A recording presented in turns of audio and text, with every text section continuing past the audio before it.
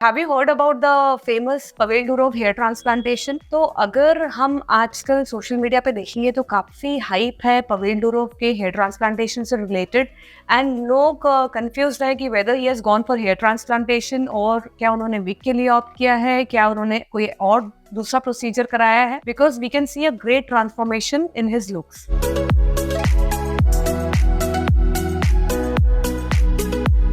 Hello everyone, I am Dr. Richa Sanokhani, dermatologist, cosmetologist and hair transplant surgeon at Hairfree and Hair Grow Ahmedabad Center. और आज हम Pavel Durov का actual procedure reveal करने वाले हैं और ये वीडियो इसी के बारे में. सो अगर हम हेयर ट्रांसप्लांटेशन की बात करें तो हेयर ट्रांसप्लांटेशन के हिसाब से अगर देखा जाए तो उनका जो ग्रेड है ग्रेड 3 है, that is perfect to undergo hair transplantation. अगर आप इनकी प्री पिक्चर्स देखेंगे तो ये नॉर्वुड ग्रेड 3 के हैं. इनका जो हेयर लाइन है वो रिसीड हो चुका है, टेम्पल्स भी रिसीड हो चुके हैं और जो एग्जिस्टिंग हेयर क्वालिटी है वो भी काफी थिन है. ऐसे केसेस में हम हेयर ट्रांसप्लांटेशन डेफिनेटली ले सकते हैं. अगर हम इनका पोस्ट पिक्चर देखें तो जो इन्होंने पोस्ट पिक्चर पोस्ट हुआ है या जो मार्केट में आया है, जो इनके इंस्टाग्राम प्रोफाइल में भी है, तो इसमें हम देखेंगे कि उनका जो फ्रंटल एरिया है वो काफी फुल है, हेयर का लेंथ भी काफी अच्छा हो चुका है और जो एग्जिस्टिंग हेयर है उसका क्वालिटी भी इम्प्रूव हो गया है. बट एक चीज इसमें देखने लायक है कि जो उनका हेयर लाइन है एग्जैक्टली वो रिवील नहीं किया गया है और जो फ्रंट के हेयर्स है वो आगे आ रहे हैं, इनके फोरहेड पे आ रहे हैं, जिससे इनका हेयर लाइन अच्छे से हम अप्रिशिएट नहीं कर पा रहे हैं. अब इसके रीजंस क्या हो सकते हैं? ऐसा भी हो सकता है कि उन्होंने हेयर ट्रांसप्लांटेशन कराया हो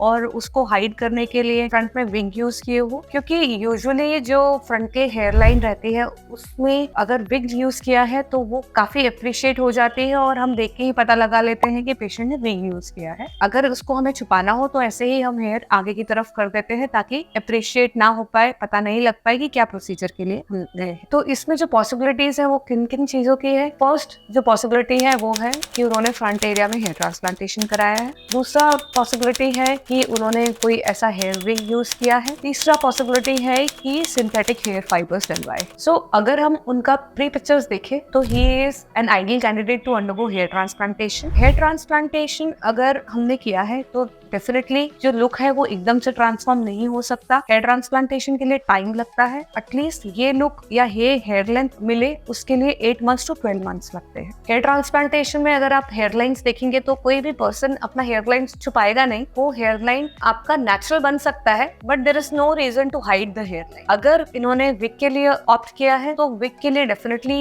ये लग रहा है कि उन्होंने विग के लिए ऑप्ट किया है क्योंकि आगे का जो पोर्शन है उसमें हेयर लाइन अच्छे से अप्रिशिएट नहीं हो रही है. उनका जो लुक ट्रांसफॉर्मेशन है वो काफी फास्ट हो गया है. तीसरा सिंथेटिक हेयर फाइबर्स. तो सिंथेटिक हेयर फाइबर्स भी सर्जिकली हम इम्प्लांट कर सकते हैं ऐसे एरियाज में जिससे डायरेक्टली आपको हेयर लेंथ भी मिल जाएगी. जो लुक है वो in between hair transplantation and wig रहेगा तो आपको हेयर लाइन भी थोड़ी नेचुरल मिलेगी और आपको विग जैसे अननेचुरल रिजल्ट्स नहीं दिखेंगे. दूसरा आप कितने भी फाइबर्स इम्प्लांट कर सकते हैं. तो जब आप हेयर फाइबर्स इम्प्लांट कर रहे हैं तो डोनर एरिया की लिमिटेशन नहीं है, नंबर ऑफ ग्राफ्ट्स की लिमिटेशन नहीं है, तो आपके जो नंबर ऑफ हेयर है वो ज्यादा इम्प्लांट किए जा सकते हैं in successive session. You are the person who has grade 3 baldness और अगर आप किसी प्रोसीजर का सोच रहे हैं तो what procedure you should opt for. Definitely grade 3 में हम कभी भी विग ऑप्ट करने के लिए नहीं सजेस्ट करते हैं. पवेल डुरोव ने अगर विग का ऑप्शन लिया है तो क्यों लिया होगा? एक, ही हैज उनको कोई मनी का इशू नहीं है. वो कितनी भी बार विग को मेंटेन करने के लिए स्पेंड कर सकते हैं. हर मंथ भी विग चेंज करा सकते हैं. विग की स्टाइलिंग भी बार बार करा सकते हैं. डिसएडवांटेज जरूर होगा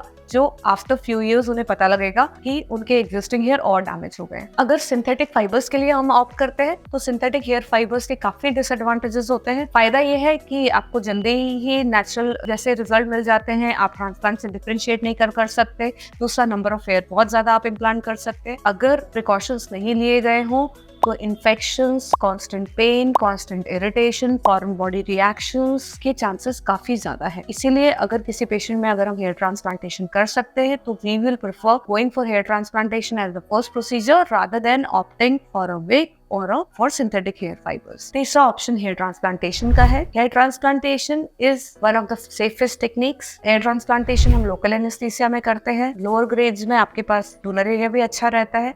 हेयर ट्रांसप्लांटेशन का एक ही डिसएडवांटेज है कि हेयर ट्रांसप्लांटेशन का रिजल्ट आने में टाइम लगता है. बट हेयर ट्रांसप्लांटेशन में भी अभी लॉन्ग हेयर ट्रांसप्लांटेशन आ गए हैं जिनके रिजल्ट काफी इन फ्यू डेज आ जाते हैं. उसमें आपके हेयर ट्रिम नहीं करते हैं और पीछे से हेयर लेके और आगे हम लगा सकते हैं. बट अगेन अगर आपने लॉन्ग हेयर ट्रांसप्लांटेशन भी कराया है तो भी उसमें एक शेडिंग फेज आएगी. तो इनिशियली 2 मंथ्स में आपको इतना फास्ट रिजल्ट नहीं मिल सकता.